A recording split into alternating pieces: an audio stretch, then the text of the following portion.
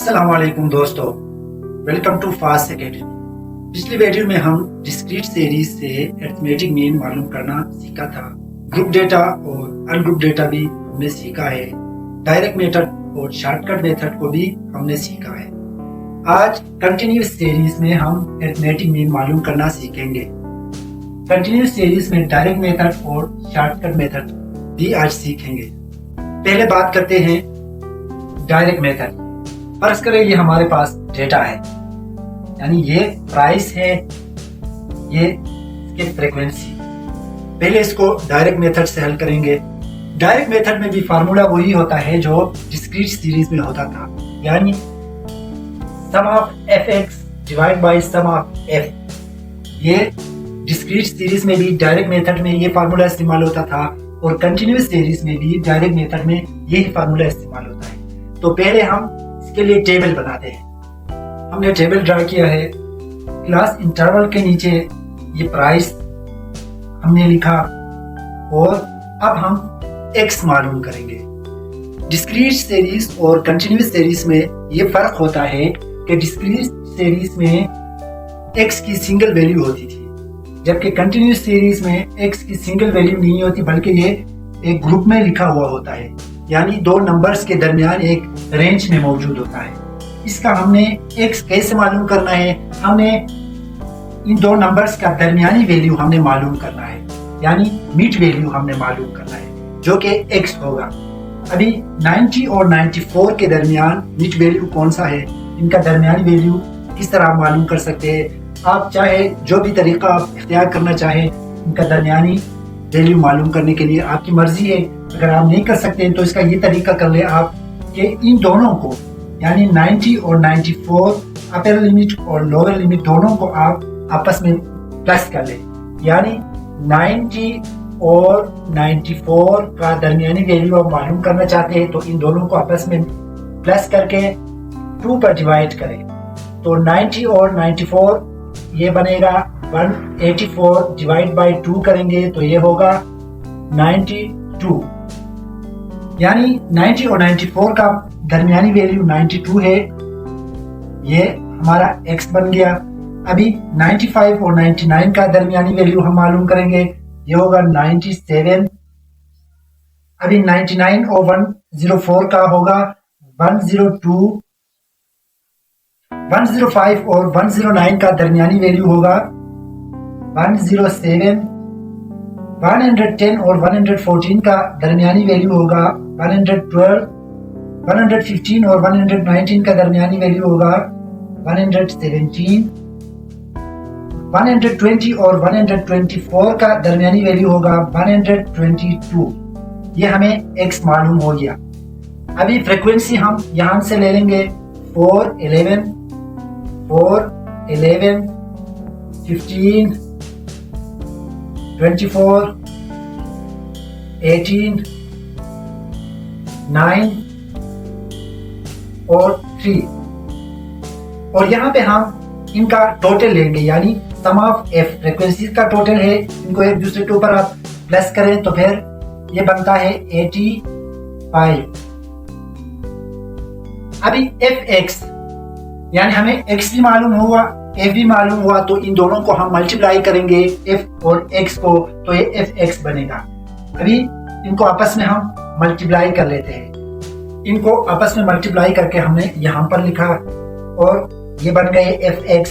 अभी इनको टोटल करके हमने सम ऑफ fx यहाँ पे मालूम कर लिया, जो कि 9080, ये सम ऑफ fx हो गए। अभी इनको अरिथमेटिक मीन के फार्मूला में हम पुट कर लेते हैं। फार्मूला हमारे पास है अरिथमेटिक मीन का, डायरेक्ट मेथड का है sum of fx divide by sum of f। तो सम ऑफ fx हमारे पास आए हैं 9080 divide by sum of f हमारे पास है 85। तो 85 को इस पर डिवाइड कर लेते हैं तो आंसर आता है 106.83, यानी अरिथमेटिक मीन क्या आ गया हमारे पास 106.83। ये अरिथमेटिक मीन है जिसे हमने डायरेक्ट मेथड से मालूम कर लिया। अभी इसको जरा यहाँ पे हम लिख लेते हैं ताकि बाद में हमारे काम आए। 106.83। अब इसी डेटा का ही हम शॉर्टकट मेथड से अरिथमेटिक मीन मालूम करेंगे। तो शॉर्टकट मेथड कंटिन्यूस सीरीज का भी वही है जो डिस्क्रीट सीरीज में होता है, यानी arithmetic mean a plus sum of F D X divide by sum of F. अब इस फार्मूले को देखो, यहाँ पर a लिखा हुआ है। a क्या है? प्रोविजनल मीन, यानी हम आर्जी तौर पर एक मीन ले लेते हैं, यानी एज्यूम मीन भी इसको कहा जाता है।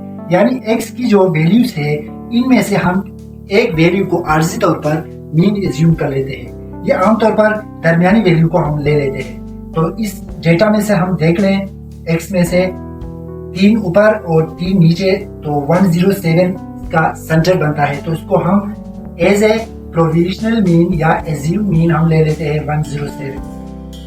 अभी फार्मूले में देखो, a हमने एज्यूम मीन ले लिया।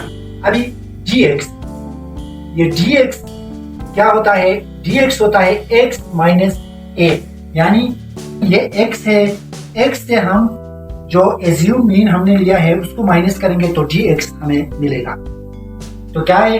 ये 92 है, x 92 है, तो हम इससे एज्यूम मीन माइनस करेंगे 107, ये बनेगा -15।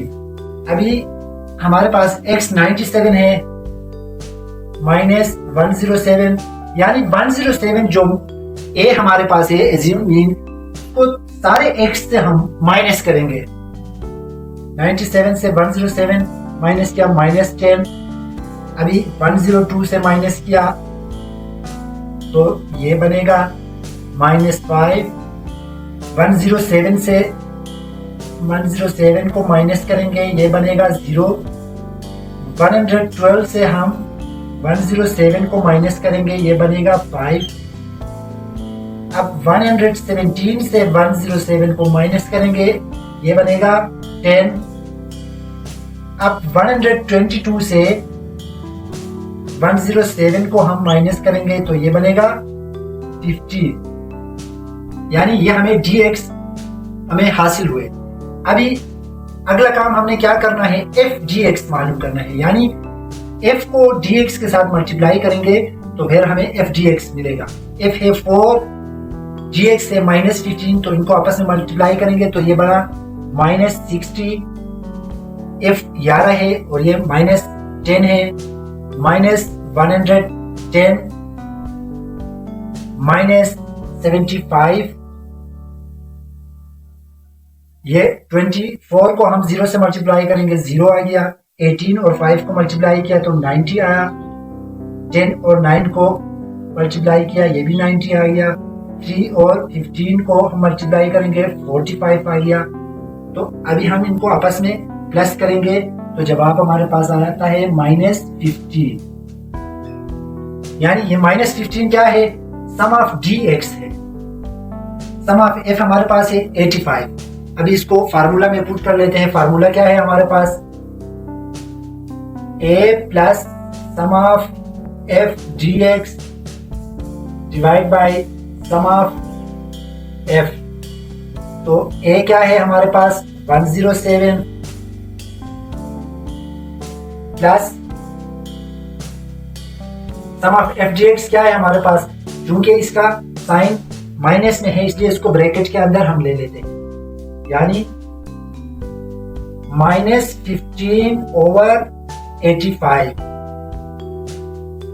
अभी 107 फ्रैक्शन को एक दूसरे के ऊपर ऐड या सब्ट्रैक्ट करने का ये तरीका हमें पहले से पता है कि इनके डिनोमिनेटर्स का हम एलसीएम लेंगे। तो इसका डिनोमिनेटर 1 है, इसका 85 है, तो हमारे पास एलसीएम आया 85। तो 85 को 107 से हम मल्टीप्लाई करेंगे तो ये बना 9095, दरमियान में माइनस और 15। तो 9095 से 15 को हम माइनस करेंगे तो ये आ गया 9080 डिवाइड बाय 85।